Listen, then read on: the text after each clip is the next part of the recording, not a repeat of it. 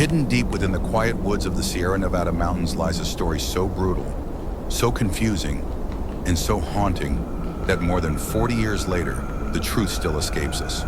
Tonight, we're traveling back to 1981 to a place called Keddie, California, a small resort town tucked away between pine trees and mountains, a place meant for peace, family, and vacation. But on one April night, Cabin 28 became the center of one of America's most disturbing unsolved crimes. A massacre filled with rage, secrets, and unanswered questions. And the deeper you look into this case, the more it feels like the truth was never lost. It was buried. This is the Keddy Cabin Murders. Keddie wasn't a normal town. By 1981, it was already dying. A once busy railroad stop turned into a nearly abandoned resort. Cheap cabins, isolated roads, strangers passing through every day. And into this place moved a single mother, Sue Sharp, with her 5 children. They were trying to escape a troubled marriage. They were trying to start fresh. But Keddie wasn't the fresh start Sue hoped for. Many people who lived there were running from something, running from old lives, old problems, or worse. And inside that small wooden cabin, number 28, Sue and her children lived only a few months before everything collapsed. Saturday, April 11th, 1981. 15-year-old John Sharp was out with his friend, Dana Wingate, a boy with his own troubled past. They hitchhiked around town. They planned to stay the night at the Sharps' cabin. Meanwhile, back at home, Sue's daughter Sheila went to sleep over at a friend's house next door. It should have been a completely ordinary night. But multiple neighbors reported something strange that evening. A blue van, an unfamiliar car, shadows moving near the cabin. Someone, or more than one someone, was watching Cabin 28. 8 a.m. the next morning, Sheila walked home from her sleepover. She opened the door to Cabin 28 and froze. Inside the living room were the bodies of her mother, Sue Sharp, her older brother John, and his friend Dana. The scene was so violent that even seasoned detectives later described it as overkill. Sue had been tied up with medical tape and electrical cords. Her throat stabbed deeply. John was bludgeoned and stabbed repeatedly. Dana had been strangled, his injuries different, as if he was targeted for another reason. Blood covered the walls, the furniture, the floor. But the strangest detail wasn't the brutality, it was what was missing. 3 children, Tina, Ricky, and Greg, were found alive and unharmed in the bedroom. But 12-year-old Tina was gone. One of the most unsettling discoveries was this. There was no sign of forced entry. The door had been opened willingly. Someone in that cabin knew the killers, or trusted them. And even more disturbing, the killers brought their own weapons, a hammer, a knife, and according to some investigators, possibly a second hammer that was never recovered. This wasn't a burglary gone wrong. It wasn't random. This was personal.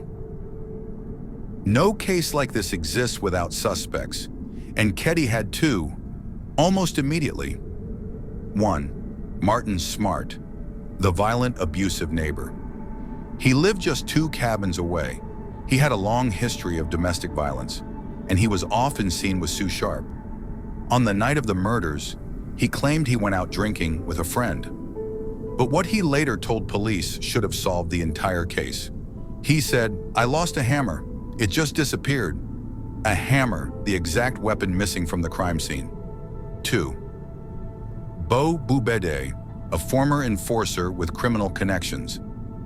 He was staying with Martin at the time. Bo had a criminal record, and according to some sources, ties to the Chicago mob. He left Keddie shortly after the murders, quickly, quietly.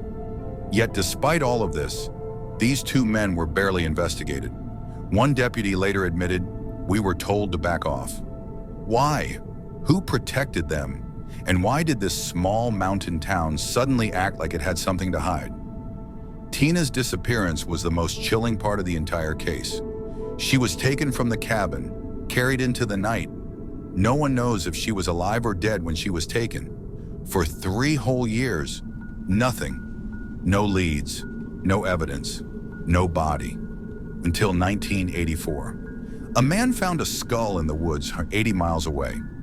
It belonged to Tina. Whoever killed her didn't just murder. They abducted, they transported, they hid the remains. Which means this wasn't just rage, it wasn't panic. This was methodical, planned. There is a disturbing belief among some investigators that the case was never meant to be solved. Key evidence went missing from police storage. Important witnesses were never interviewed. And then there was the tape. Yes, a tape.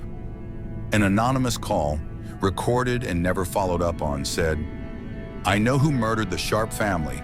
The caller named the prime suspect, years before the police made the same connection. But the tape sat in a box for decades, untouched. The question becomes unavoidable. Was this incompetence or something darker?